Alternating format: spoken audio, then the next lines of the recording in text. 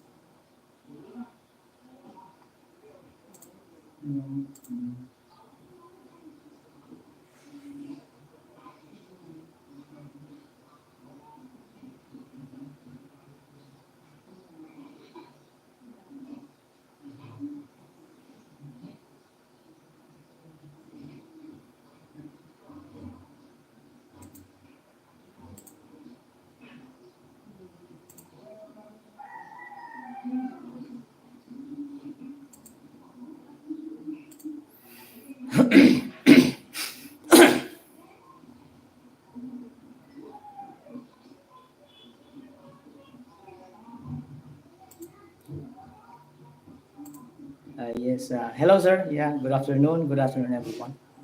I'm how is this? Sharing my screen.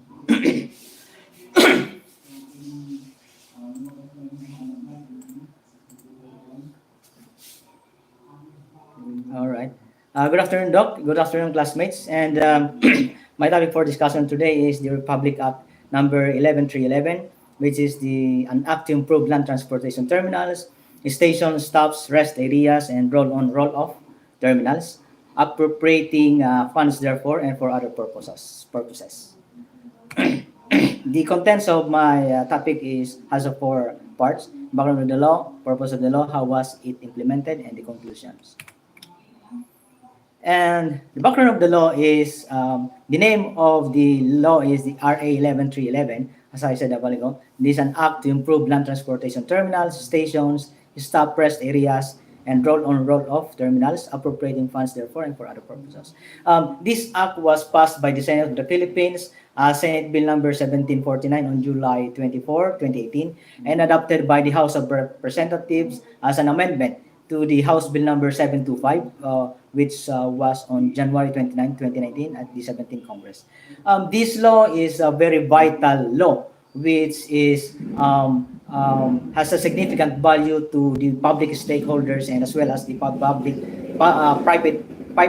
private sectors who are investing into the public transportation system in the Philippines. It recognizes the right of every establishment to a fair return of investment through social responsibility to provide adequate facilities for the comfort of its clientele. This was sponsored by Senator Grace Poe and co-sponsored by Senator Paulo Benigno Pamakini IV, and it was initiated in the Congress by Congressman Maximo B. Dalog et al. With House Bill number 725 and was signed by President Rodrigo Roa Duterte on April 17, 2019, during the pandemic time. The purpose of the law has its main purpose and a sub-purpose. The main purpose is to improve the terminal facilities owned by government agencies and NGO private establishments or sectors through the provisions of free internet services and the clean sanitary facilities. This is in collaboration with Wi-Fi access in the public.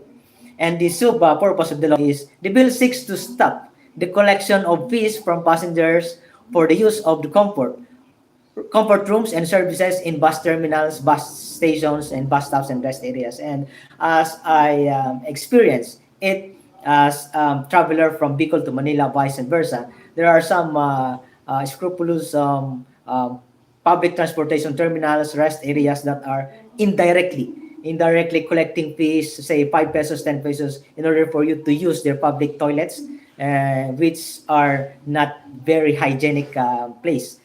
They are they have no what is this? Toilet papers. There are no hand spray, soap, and etc. etc. This is as per my experience, as per in correlation to this law. And how it was implemented. The DOTR, or the Department of Transportation, is the lead implementing agency, as long as with the sub-implementing agencies such as the LTFRB, the DOH, who are in charge for the sanitation of the area, the DILG, who are monitoring and overseeing the local government, they call local government public transportation terminals, the RORO, and also the national government agencies. And first one is they are establishing a unit to oversee the strict implementations of RA 311, which the DOT are tapping the allied implementing agencies, as I said a while ago, DOH, the LTFRB, who will oversee and administer the implementation of this RA 11311. Second one is they are prescribing policies and regulations in coordinate the timely and effective implementation of RA 11311, which is after the 60 days 60 days reglementary period. They would have to craft the implementing rules and regulations that are public, that is for public consumption.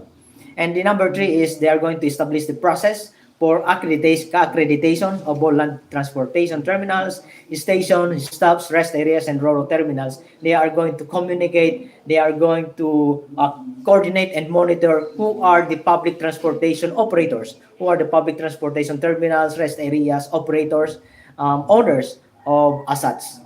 And number 4, they have to prepare the necessary funding proposal for the enforcement of the law through the aforementioned unit, such as the NGAs, LGUs, private sector, and NGOs.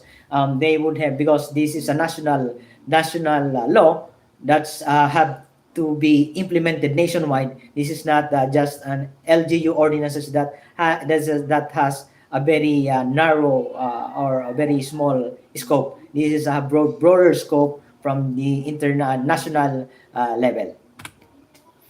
And the fifth one is the DOTR has to authorize inspection teams to make the lead in the inspection, monitoring, supervision, and assessment on the compliance of all land transport and RORO terminals to the provisions of the law. They are going, the DOTR as such, being the lead implementing agency, they are creating inspection team in order that the law has to be implemented and all the stakeholders should have to be in compliant to the existing law. Number 6 is they are going to impose penalties, of course, fines, as well as issue closure or order against terminal operators who have violated the minimum or standard provisions of the law. This is, as I said a while ago, as per my personal observations, they are some of the terminal operators of the rest areas or other structures. They are not compliant to this Republic Act, which is very disgusting to the public rights or the public travelers. Number 7 is they're going to coordinate with NGAs and LGUs, private sector, and concerns organizations to ensure that the requirement and or compliance to the standard required of the law. So after promulgating this law, they're going to coordinate it and disseminate the information, this law, to the national agencies, going to the local government units, and to the private stakeholders within the area, in order that the law has to be contained and swiftly actionable into the national government level. Number 8 is they're going to enforce and assist. They're going to enforcement and assistance by other agencies such as the DICT, for the free internet Wi-Fi services, DILG monitoring of the local government units, DOH for the sanitation, LTFRB for the public transport operators, PPAs, this is for the RORO terminals, and other concerned government agencies and instrumentalities. LGUs and especially even the special economic zone authorities shall also be responsible for the enforcement of the law.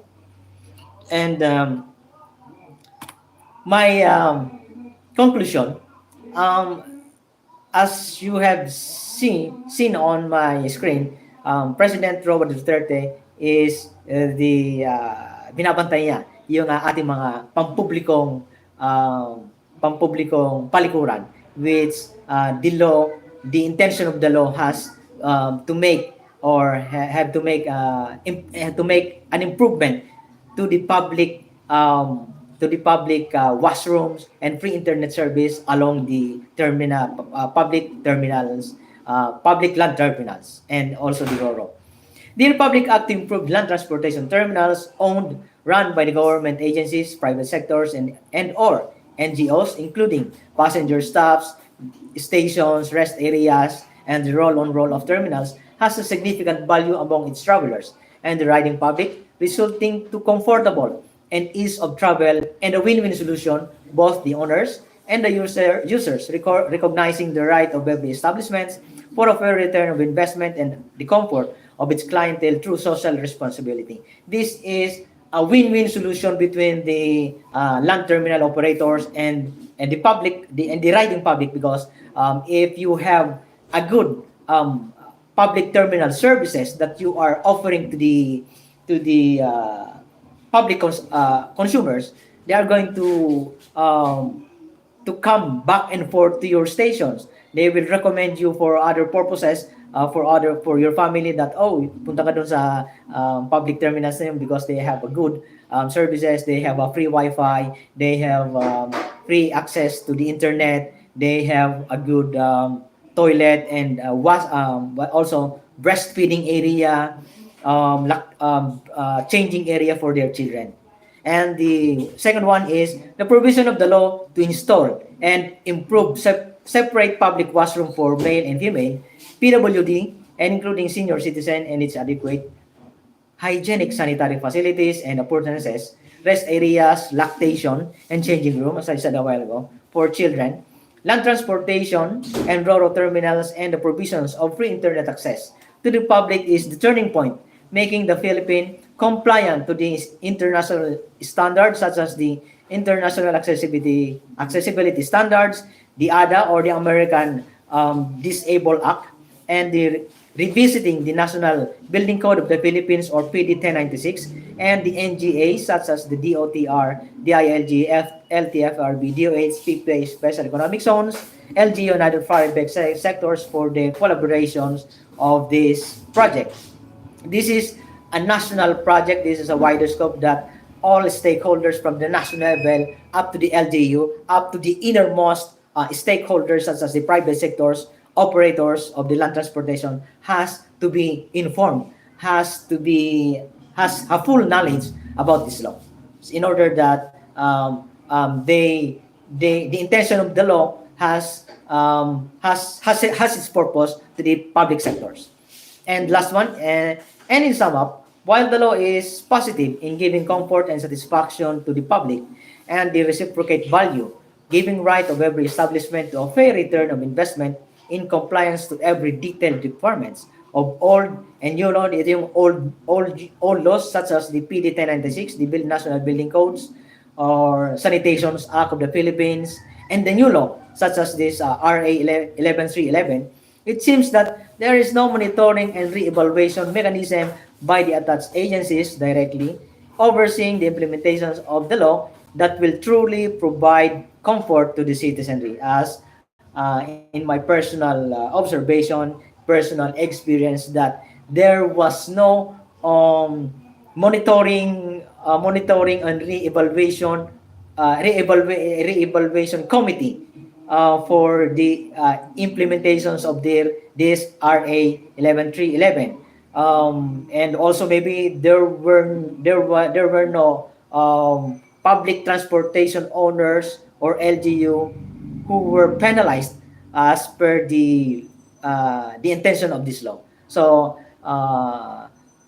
in totality, I believe that this RA is what is this? Masabi kong not actionable until so far right now because of my personal observations of this RA Republic Act 11311. And thank you so much. That ends for my report. God bless everyone. Yes, sir. Um, dito pa ako sir sa Pilipinas. Bicol. Albay, Albay I mean. Opo. Thank you po.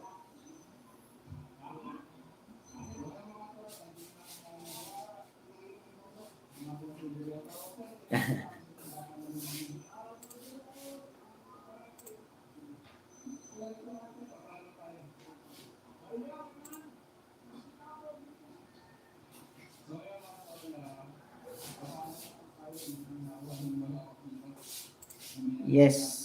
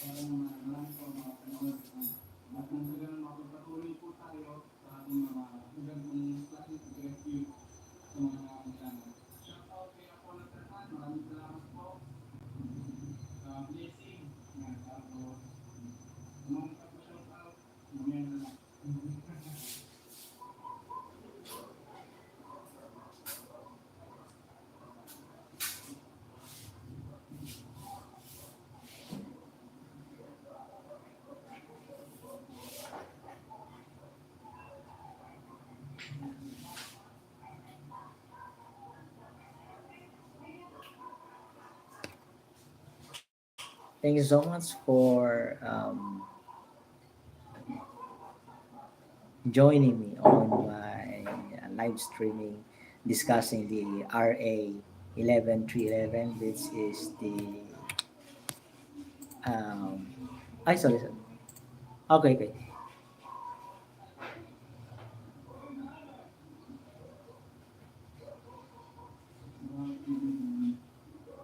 All right. Sorry. Which is the Unactive Improvement Transportation Terminals, station stops, rest areas, roll-off terminals, appropriating funds therefore and for other purposes. Thank you so much.